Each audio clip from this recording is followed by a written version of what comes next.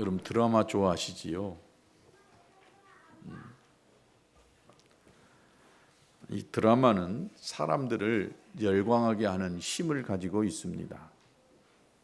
TV 시청률 2위부터 5위까지는 모두가 다 드라마입니다.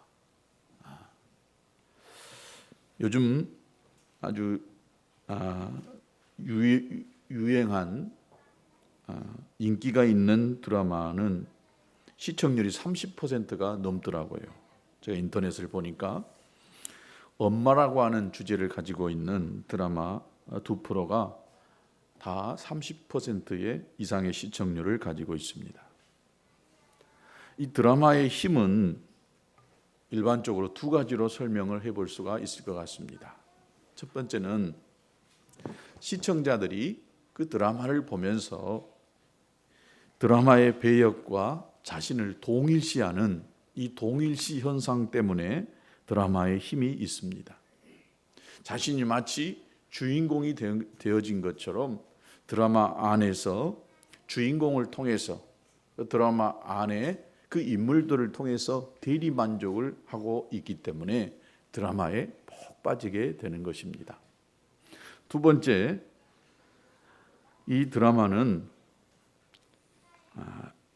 다음에 어떻게 전개될지가 궁금하기 때문에 예측이 잘 안 되기 때문에 사람들의 마음을 끌어당기는 힘이 있는 것 같습니다. 그래서 여러분 드라마 한번 보기 시작하면은 놓지를 못합니다. 드라마에 한번 붙잡히기 시작하면은 다른 모든 것들을 못하게 만들어내는 강력한 힘을 가지고 있는 것이 드라마입니다. 그런데 여러분, 인류 역사에 가장 흥미롭고 가장 아주 박진감이 넘치는 드라마가 펼쳐지고 있는 곳이 있습니다. 그것이 어딜까요? 이스라엘입니다. 인류 역사 이 세계 모든 이 상황 속에서 가장 아주 흥미를 만들어내고 있는 이 땅이 있다라고 한다면 이스라엘입니다. 그 땅은 우리나라의 강원도 크기만 한 땅이고 인구는 600만 명 정도밖에 되지 않는 아주 작은 나라, 작은 땅덩어리지만은 세계 모든 민족 가운데에 가장 주목받고 있는 드라마틱한 일들이 많이 일어나고 있는 곳이 바로 이스라엘입니다. 그래서 많은 이 성경학자들이 인류 구속사의 마지막 드라마다라고 이렇게 이스라엘을 가리켜서 이야기하고 있습니다. 다시 말하면 이스라엘의 역사를 아주 주의 깊게 살펴본다면 살아계신 하나님께서 이 인류를 어떻게 이끌어가고 계시는지, 어떻게 섭리하고 있는가를 알 수가 있다는 것입니다. 우리가 지금 역사의 어느 시점에 와 있는가, 또 이 시간이 어떻게 흘러가고 있고 앞으로 어떻게 전개될 것인가가 이스라엘이라고 하는 그 나라를 주목하여 보면은 알 수가 있다는 것입니다. 로마서를 우리는 계속해서 같이 이렇게 공부해 가고 있습니다. 1장부터 8장까지는 이방인들의 구원을 이야기하고 있었다라고 한다면 9장, 10장, 11장은 이스라엘 선택받은 선민들의 구원을 이야기하고 있습니다. 그 중에서도 이 11장은 로마서에서도 가장 중요한 부분이라고도 볼 수가 있을 것입니다. 바울 사도는 이 이스라엘의 구원받는 이 이스라엘 민족을 둘러싸고 있는 이 구원의 문제를 세 가지로 질문을 하면서 거기에 대해서 답을 하고 있습니다. 그런데 이 세 가지 질문과 관련된 이 부분이 인류 역사의 세 가지 단계적인 발전을 드러내고 있다라고 이렇게 볼 수가 있습니다. 그만큼 이스라엘이 굉장히 중요한 우리 그리스도인들에게서는 눈을 떼서는 안 될 그런 나라다라고 이렇게 봐야 할 것입니다. 그 질문 첫 번째는 이스라엘이 왜 믿지를 않고 있느냐 이 말입니다.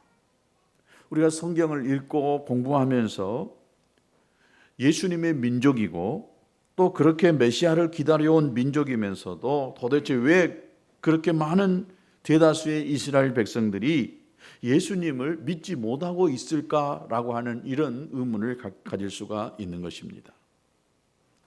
지난주에 말씀을 드린 것처럼 로마서 11장에 보면 사도 바울이 이 질문을 던지고 있어요. 어떤 질문이었어요? 11장 1절에 그러므로 내가 말하노니 하나님이 자기 백성을 버리셨느냐. 이스라엘 민족이, 유대인들이 주님께 돌아오지 않고 있다고 하는 이 사건을 볼 때에 과연 그러면 하나님이 이스라엘 민족을 버렸느냐? 답은 그럴 수 없느니라 이렇게 이야기했습니다. 그러면 하나님이 맨 먼저 선택한 이스라엘 백성을 버리지 않으셨다라고 한다면 도대체 왜 그들이 믿지를 않고 있느냐? 여러분 어떻게 그것을 생각하십니까? 왜 그들이 예수님을 믿지 않을까요? 그렇게 메시아를 기다리고 그리스도를 그렇게 간절히 기다렸던 그 민족이 왜 예수님을 믿는 그런 믿음의 사람으로 되지 않을까?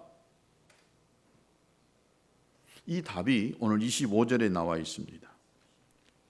25절을 같이 한번 읽어볼까요? 시작. 형제들아 너희가 스스로 지혜 있다 하면서 이 신비를 너희가 모르기를 내가 원하지 아니하노니 이 신비는 이방인의 충만한 수가 들어오기까지 이스라엘의 더러는 우둔하게 된 것이라.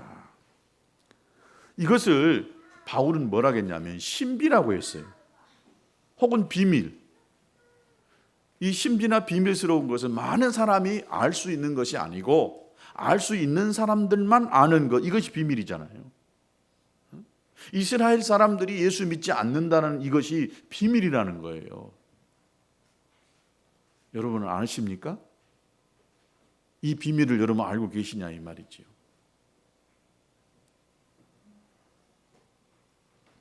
(26절에도) 그리하여 온 이스라엘이 구원을 받으리라. 유대인들이, 이스라엘 사람들이 예수님을 믿지 않는데 이 믿지 않는 이것이 신비로운 것인데 너희가 모르기를 내가 원하지 아니한다라고 하면서 이 신비가 뭐냐면은 이방인의 충만한 수가 들어오기까지 이스라엘이 더러는 우둔한 자가 됐다. 이방인의 그 수가 차기까지는 이스라엘 백성들이 믿지 않을 수밖에 없는 이런 상황에 놓일 수밖에 없다는 것이지요.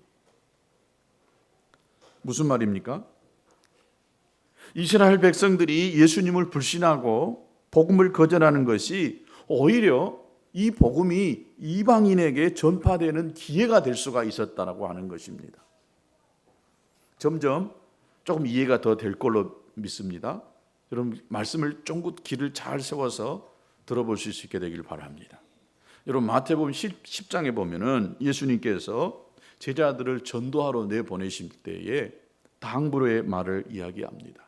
만일 너희들이 가서 어떤 마을에 가서 전도를 하는데 그 마을 사람들이 또 그 성 안에 있는 사람들이 그 말을 잘 듣거든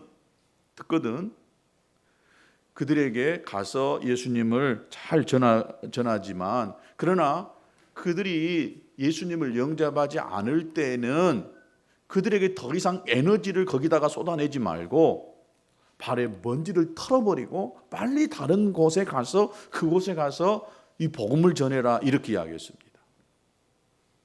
복음을 영접하지 않는 곳에다가 너무 거기다가 에너지를 쏟는 이런 어리석은 일을 하지 마라 이 말이죠. 계속해서 이 복음이 계속 다른 곳으로 전해지는 일을 하라고 이렇게 이야기합니다.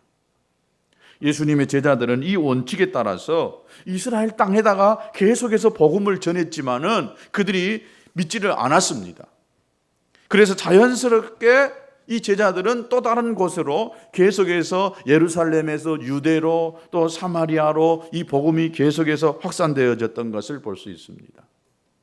그런데 이 사실은 알고도 허용하신 것입니다. 하나님께서 이미 유대인들이 이스라엘 사람들이 이 복음을 받아들이지 않을 것에 대해서 하나님이 알았다는 거예요.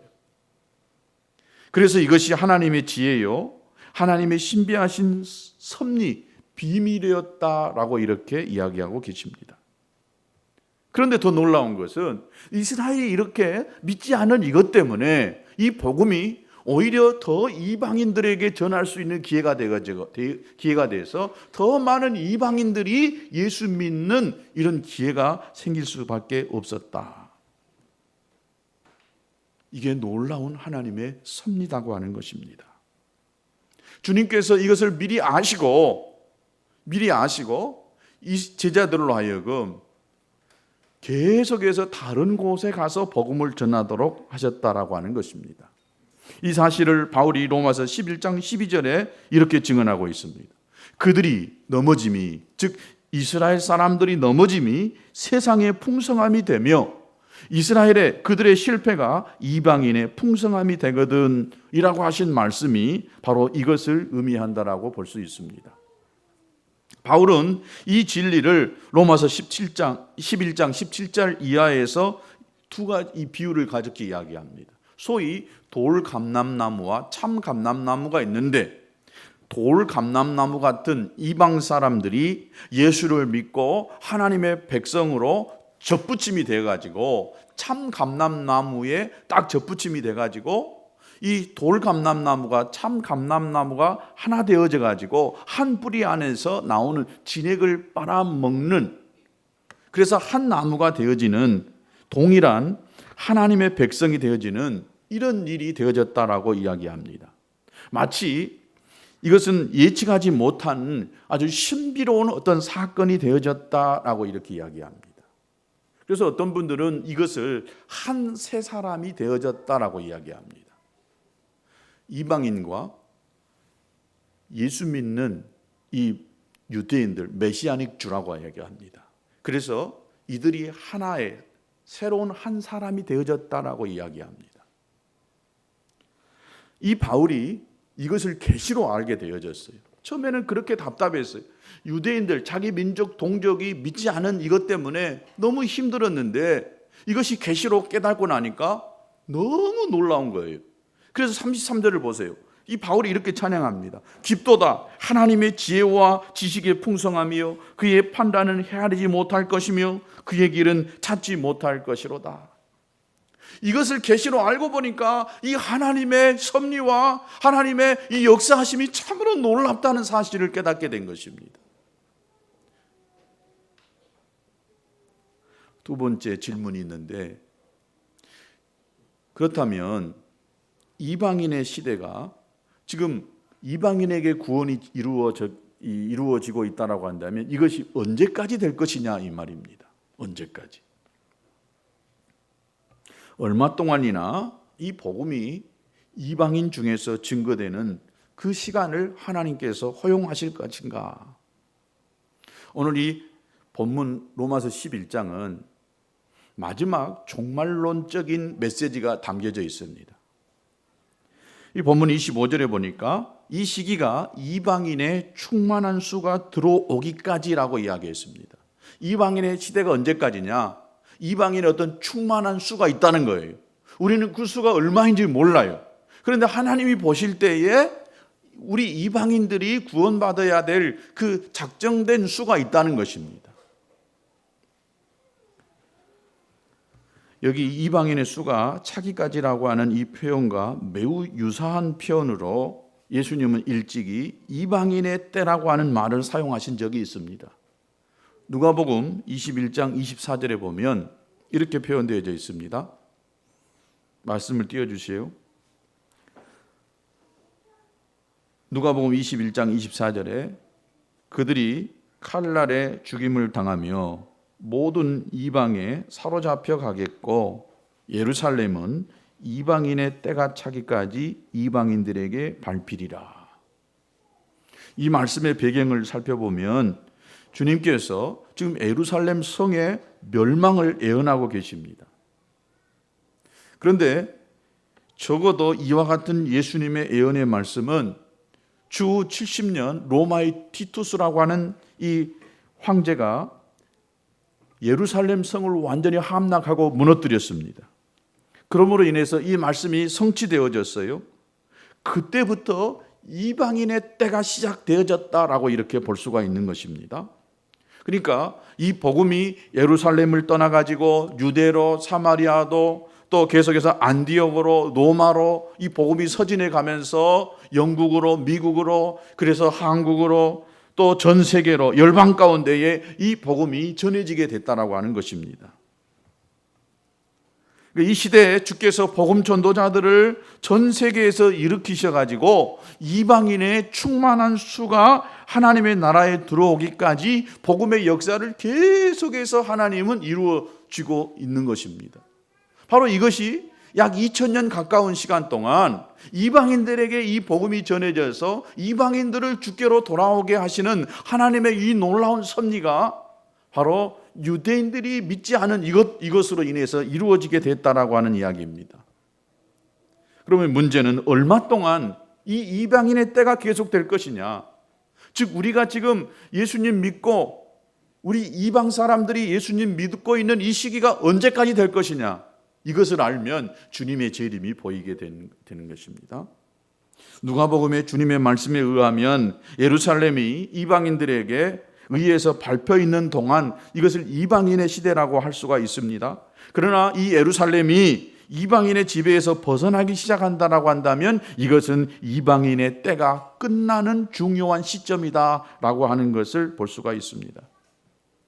그런데 만일 누가 오늘날 예루살렘은 이방인의 지배 아래에 있느냐 아니면 이 예루살렘이 이방인의 지배에서 벗어났느냐라고 이야기할 때에 예스다고 말할 수도 있고 노라고도 말할 수가 있어요. 왜 이렇게 두 가지 말을 다 할 수밖에 없느냐? 예스라고 말한다라고 한다면 이 예루살렘 성전이 있었던 그 자리에 지금 마호멧 성전,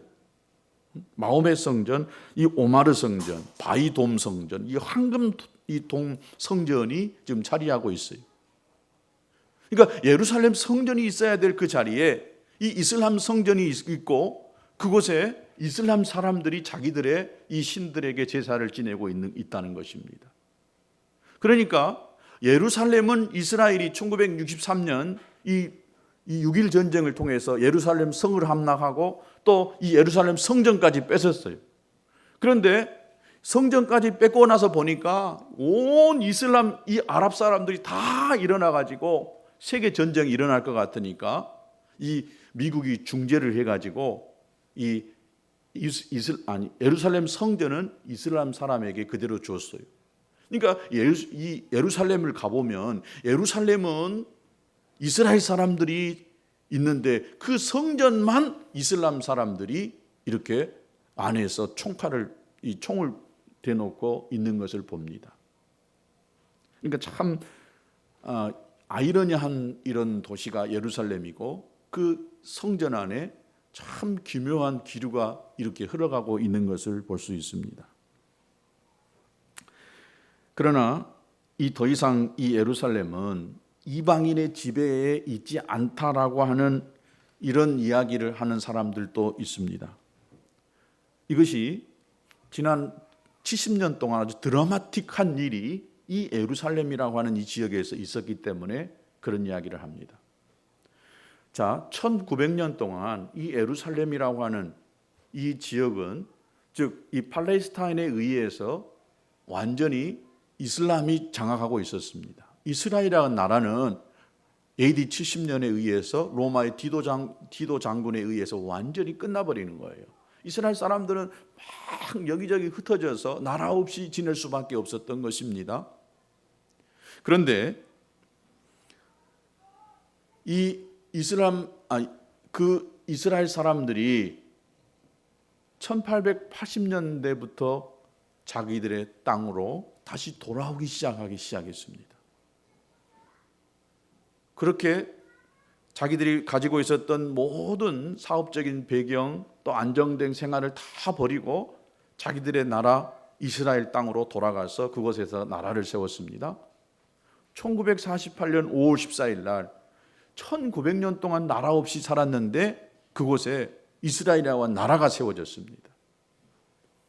그리고 아까도 이야기했지만 1963년에 6.1 전쟁으로 인해서 예루살렘 성을 또 성전을 탈환하는 이런 일들을 기가 막힌 이 있을 수 없는 일 같은 일들이 그 속에서 이루어지게 됐던 것입니다. 그래서 어떤 분들은 이미 예루살렘은 이스라엘 사람들 손에 들어왔다라고 이야기한 사람도 있고, 아직도 성전이 이슬람 사람들 속에 있기 때문에 이방인의 때가 이루어지고 있다라고 이야기하는 분들도 있습니다. 그러므로 정확하게 말하면 저와 여러분은 오늘날 이방인의 시대가 끝나가는 정말 아주 흥분된 이 역사적인 교차로에 서 있다라고 말할 수가 있는 것입니다. 왜 그러냐면 성경은 이방인의 때가 끝날 무렵 인류 역사상 가장 중요한 세 가지 사건이 일어나게 될 수밖에 없다는 거예요. 첫 번째는 복음이 전 세계에 전파된다는 거예요. 모든 민족에게, 모든 열방 가운데 이 복음이 전파된다는 것이고, 두 번째는 이스라엘의 영적인 회복의 사건입니다. 바로 이 첫 번째, 두 번째 사건이 이루어질 때에 예수님이 이 땅에 재림하는 것입니다. 그러니까 예수님 재림 직전에 바로 이 복음이 모든 민족에게 전가되어지고 이스라엘이 회복되어지는 이런 역사가 있다는 거예요. 이스라엘 회복은 지금 땅의 회복이 이루어졌지만은 아직 영적인 회복은 이루어지지 않고 있잖아요.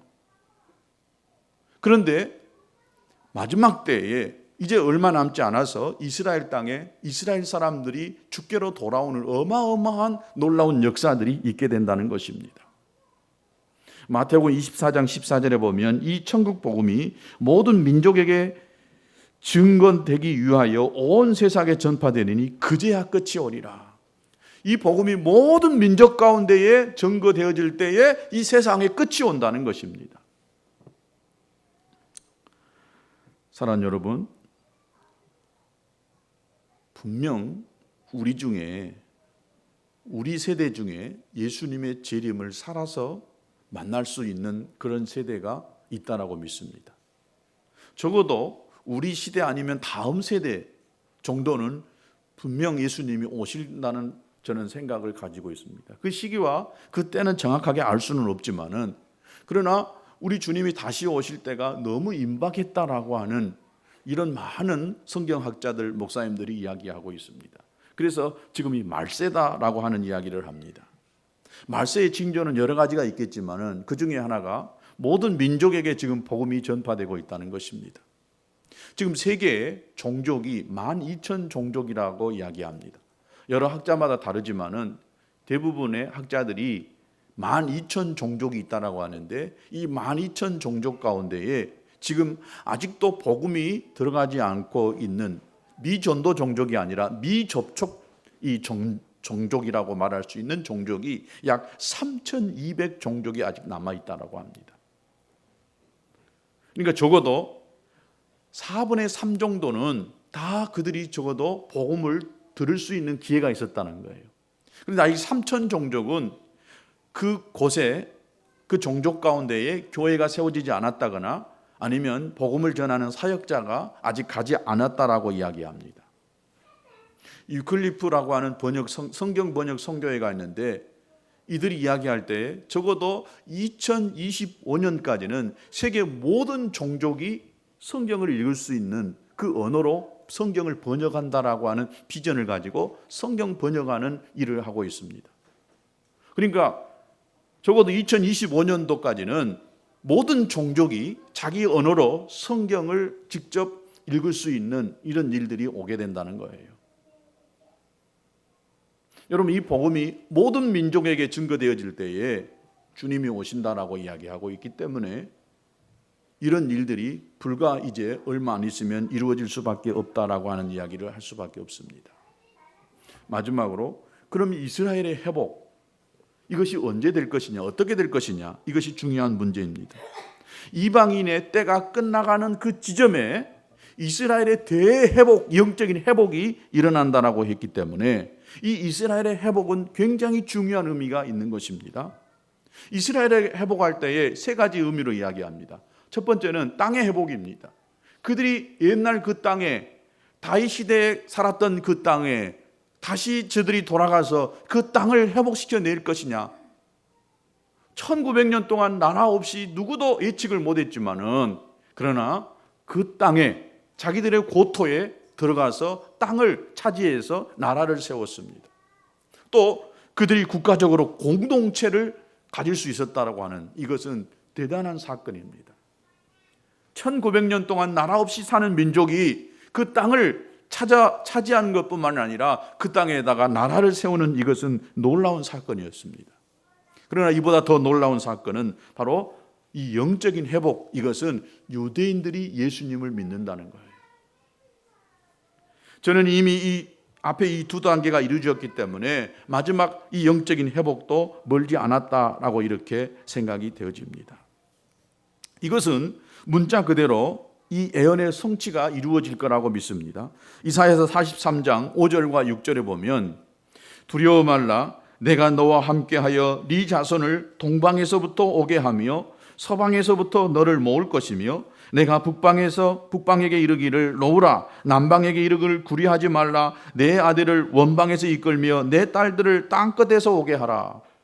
이스라엘 백성들이 동방 사방에서 동서남북에서 그 땅으로 돌아오게 될 것을 지금 예언하고 있었던 것입니다.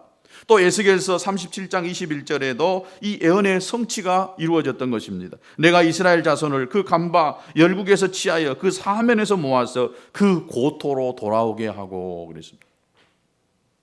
이스라엘 백성들을 반드시 그 땅에 돌아오게 하시겠다라고 하시는 하나님의 말씀이 지금 성취되어졌다라고 하는 것입니다. 1900년 동안 나라 없이 떠들던 그 민족이 1948년도에 그 땅으로 돌아와서 1880년도부터 계속해서 그동안 10,000명밖에 안 남지 않았는데 계속해서 12,000명, 10,000명 이렇게 사람들이 돌아오기 시작해가지고 소련에서, 시리아에서, 이란에서, 이라크에서, 인도에서, 중국에서, 동유럽에서, 독일에서, 스페인에서, 영국에서, 미국에서 이스라엘 사람들이 자기들의 땅으로 돌아갔던 것입니다. 말씀의 성취가 이루어졌던 것입니다. 에스겔 선지자가 본 이 해골 골짜기의 해골들이 거대한 군대가 되어져서 일어나는 기적이 바로 이 공동체의 부활 기적이었다라고 볼 수가 있습니다. 바울 사도도 이미 로마서 11장 15절에서 이스라엘의 불신앙을 사용해서 이방인을 구원하신 하나님이 이스라엘의 부활을 통해서 우리를 놀라게 하실 것을 말씀하셨어요. 15절을 같이 한번 읽어봅니다. 그들을 버리는 것이 세상의 화목이 되거든 그 받아들이는 것이 죽은 자 가운데서 살아나는 것이 아니면 무엇이리요. 이제 마지막 남은 하나의 사건, 이 영적인 회복, 이것이 남아있다라고 하는 것입니다.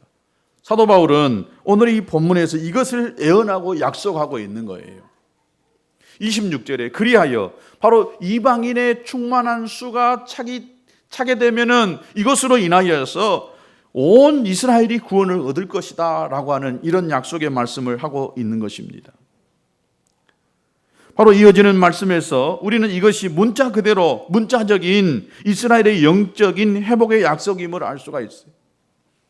26절과 27절에서 계속해서 이어지는 것이 그들이 메시아를 거절했던 경건하지 않는 것에서 돌이킬 것이며 그들의 죄가 사함을 얻으리라고 말씀하고 있습니다.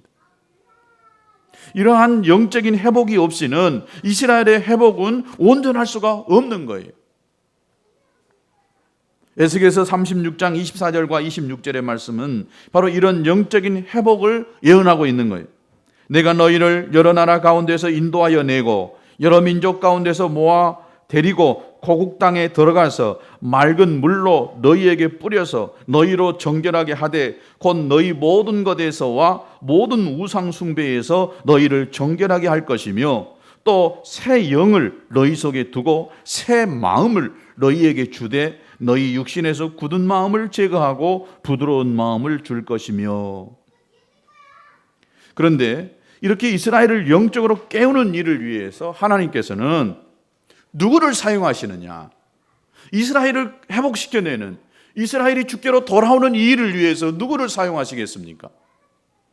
바로 이방인인 그리스도인, 이방 그리스도인들을 사용하신다라고 말씀합니다. 로마서 11장 11절에 이방인의 구원이 이스라엘을 시기나게 할 것이다 라고 했습니다. 좀 어렵지요. 저도 이것을 처음에 신앙생활 할 때는 잘 몰랐어요. 나중에 성경에 눈이 열리고 또 하나님의 이 계시로 하나님의 이 역사의 움직임을 알게 되니까 이 성경의 사실이 깨달아지기 시작한 거예요. 도대체 이스라엘하고 나하고 무슨 관계이냐? 여러분, 관계가 있어요. 이것은 많은 이 학자들이나 목사님들이 오늘 이스라엘이 지금에 와서는 그렇게 의미가 없다. 교회가 지금의 새로운 이스라엘이기 때문에 더 이상 하나님의 눈은 이스라엘에게 있는 것이 아니라 교회에 있다라고 그렇게 이야기하는 분들이 상당히 많습니다. 저도 과거에는 그렇게 배웠고 그렇게 가르쳤습니다. 그러나 또 다른 한 측면에서는 하나님이 선택한 이스라엘 민족과 또 오늘 이방인 가운데에 세워진 이 교회, 이 두 개는 하나님이 별개로 보고 계신다는 거예요. 이것이 보이기 시작하니까 여러분 계시록이 열리기 시작하더라고요. 이 이스라엘이라고 하는 하나의 민족과 또 구원받은 이방인 그리스도인들의 이 교회라고 하는 이 교회와 이 두 축으로 하나님이 세계를 움직여가고 있다는 거예요. 이스라엘에 관한 눈을 하나님이 떼지 않으신 것처럼 바로 오늘 우리 이방인들의 이 그리스도인들, 교회를 향하신 그 눈도 떼지 않는다라고 하는 거예요. 하나님이 이방인 가운데 역사하시고 이방인 교회를 통해서 하나님이 역사하시는 이 놀라운 사건, 이방인인 우리들이 하나님을 사랑하고 하나님의 말씀을 알고 연구하고 그 말씀대로 살아가는 이 모습을 통하여서 이스라엘 백성들이 시기한다는 거예요. 자기들은 율법을 가진 민족이라고 하는 우월성, 선민이라고 하는 이 마음으로 살아왔는데 자기들이 성경을 가장 많이 안다고 알았는데 오히려 이방인들을 보니까, 교회들을 보니까 정말 성경에 대한 눈이 열려 있고 그뿐만 아니라 이들이 하나님을 사랑하는 그 사랑의 마음이 자기들보다 더 많아지고 있다라고 하는 이 마음을 들 때에 저들이 이방인 교회를 보면서 시기한다는 거예요. 할렐루야. 바로 이것이 이방인들의 이 섬기는 이 모습을 통해서 이스라엘이 주께로 돌아오게 하는 하나님의 의도가 그 속에 담겨져 있었다라고 하는 거예요. 다시 한번 정리해 보면은 여러분, 이스라엘이 믿지 않는 이것이 오히려 저와 여러분들이 복음을 들을 수 있는 기회가 생겼고 우리들이 예수 그리스도를 만날 수 있는 길이 열렸다라고 하는 거예요. 여러분, 이것이 축복 아니겠습니까?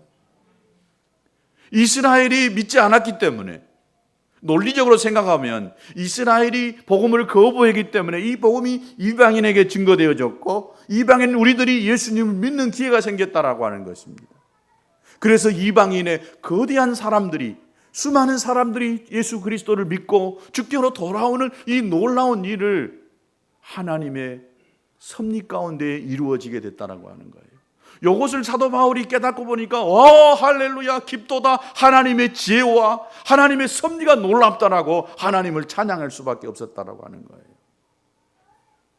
여러분, 그동안 약 2000년 가까운 세월 동안 하나님이 이방인에게 이 복음을 뿌렸고 이방인을 통해서 수많은 하나님의 역사를 이루어냈다라고 한다면 이 이방인 가운데에 하나님이 작정한 수가 있다라고 하는데 이 수가 차면은 이제 하나님이 마지막 이스라엘을 향한 대붕의 역사를 일으켜낸다는 거예요.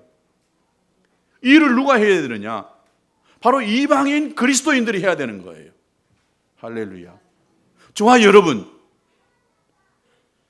혈통적으로 우리는 유대인이 아니지만은 그러나 예수 그리스도를 통하여 하나님의 자녀가 되어졌고 하나님의 백성이 된 우리들이 이제는 해야 될 일이 뭐냐면은 믿지 않은 수많은 사람들에게 복음을 전하는, 전 세계의 열방 가운데에 복음을 전하는 이 일을 해야 될 뿐만이 아니라 또 한편에서는 이스라엘을 위해서 기도하고 이스라엘이 주께로 돌아오도록 해야 된다는 거예요. 이 사명이 있다는 거예요. 그래서 제가 언젠가는 이야기했듯이 여러분, 이스라엘과 우리 한민족, 우리나라의 민족의 이 유사성을 제가 언젠가는 말씀을 드렸습니다. 이스라엘 민족과 우리 민족이 어찌나 비슷한 공통점이 많은지요. 그래서 이스라엘을 주께로 돌아오는 일에 하나님께서 이 대한민국이라는 이 나라를 하나님께서 마지막 때에 들어 사용하신다라고 그렇게 많은 분들이 이야기하고 있습니다. 그런데 이 동북아에 있는 한국, 또 일본, 중국이 굉장히 중요한 이 나라입니다. 동방에서 이스라엘을 향하여서 이스라엘 백성들을 돌아오게 하는 민족이 일어난다고 했는데 우리보다 더 앞서서 이스라엘을 위해서 기도하고 이스라엘을 회복시켜야 된다라고 하는 운동을 일으켰던 민족이 있어요. 그들이 누구냐?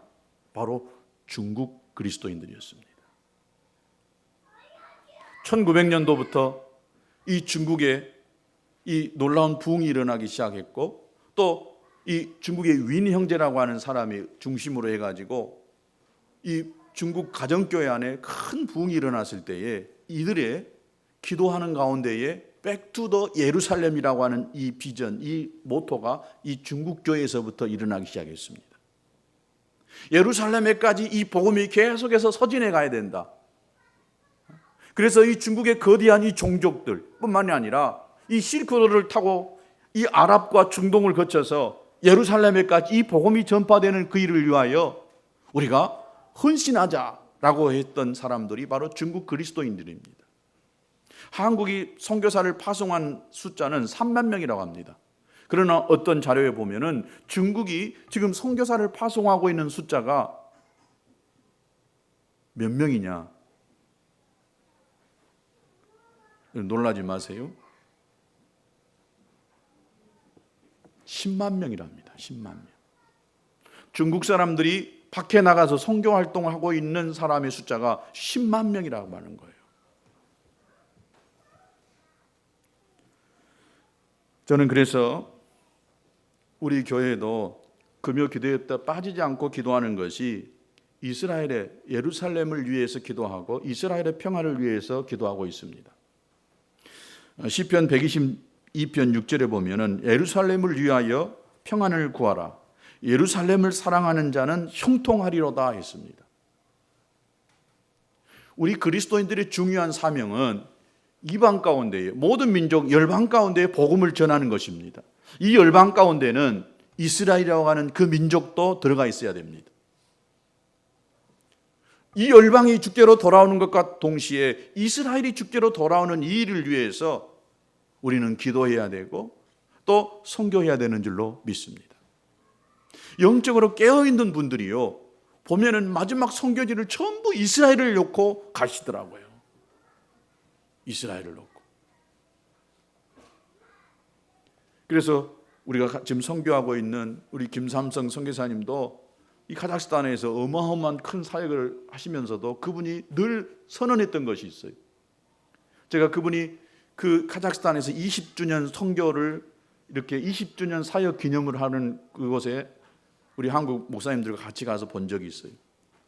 20주년 그분이 선교사님이 온 지 20년이 된 그 해인데 그 성도들이 그 선교사님들에게 감사하는 마음으로 축하 파티를 여는데요. 진짜 깜짝 놀랐어요.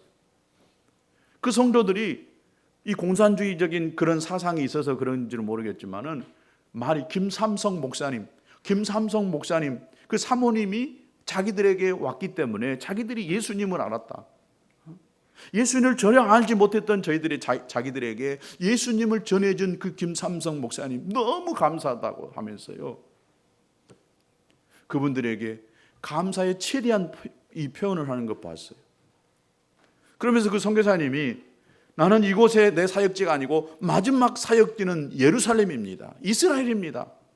저는 머지않아 이스라엘을 향해서 갈 것입니다. 했더니 진짜로 그 다음 해에 거기서 추방해가지고 터키에 이렇게 본거지를 옮기면서 그분이 또 터키에 가면서 터키는 임시 거쳐가는 곳이고 마지막 사역지는 예루살렘입니다. 이스라엘입니다. 라고 하면서 이스라엘을 위해서 기도하고 사역하고 있는 것을 보았습니다. 저와 여러분이 이 이스라엘을 마음에 품고 기도하면서 선교해야 될 줄로 믿습니다. 근데 참 놀라운 것이요. 도전되는 것이 우리는 이렇게 이스라엘을 위해서 지금 이스라엘 사람들이요 생상을 초월할 정도로 많은 사람들이 지금 예수님 믿고 있다고 이야기합니다. 제가 한 7년 전에 이스라엘의 성지순례 가가지고 이스라엘 교회 가가지고 예배를 드린 적이 있어요. 이스라엘은 참 예배를 드리는 민족인 것 같지만 예배를 안 드리는 사람들이에요. 그 예수 믿는 그 모임의 공동체에 그렇게 해코지를 많이 하는 민족이 유대인입니다. 여러분 김종철 감독이 만든 회복이라고 하는 영화를 보셨습니까? 유대 안에 이스라엘 땅 안에 그 교회 믿는 메시아닉 주들이 유대인들에게 그렇게 살해 위협을 당하고 핍박을 당하고 있는 거예요. 그런데 그런 핍박 속에서도 믿는 자들이요 기하급수적으로 지금 늘어나고 있답니다. 할렐루야.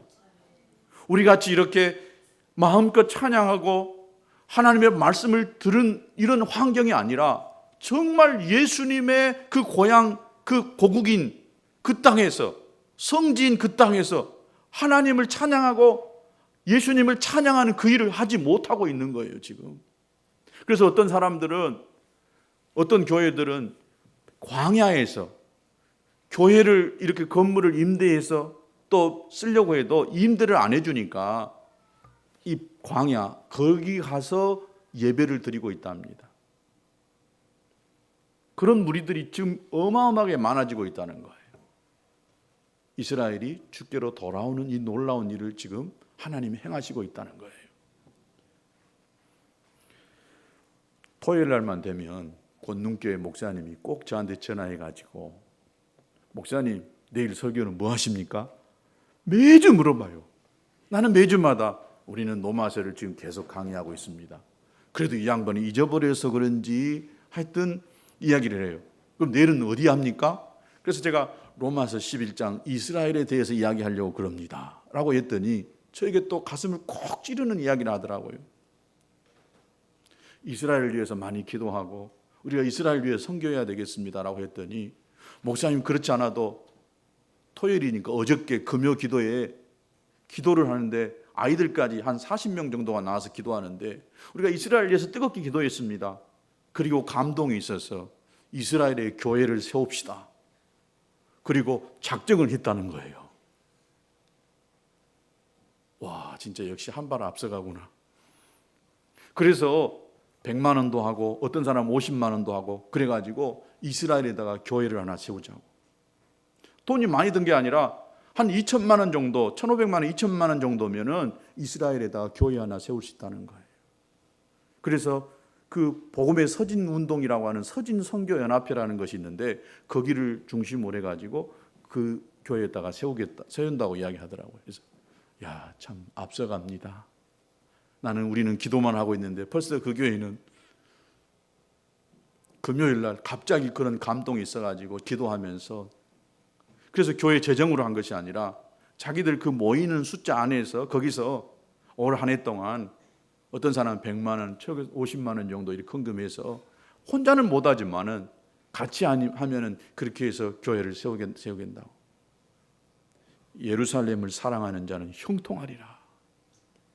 하나님의 마음과 눈이 있는 그곳에 우리의 마음과 눈이 있을 때에 하나님이 그곳에다가 복을 주시고 기름을 부으신다라고 믿습니다. 우리는 아직 그럴 형편이 안 될지 모르겠지만 우리가 그 일을 위해서 기도하고 이스라엘 사람들이 주께로 돌아오는 이 일에 마음을 쏟아야 될 줄로 믿습니다. 열방을 주께로 돌아오게 하는 이 일도 중요한 일입니다. 이스라엘을 주께로 돌아오게 하는 이 일도 중요한 일입니다. 여러분 그보다 더 중요한 일이 뭔지 아십니까? 내 가족, 친지들에게 복음을 전하는 것입니다.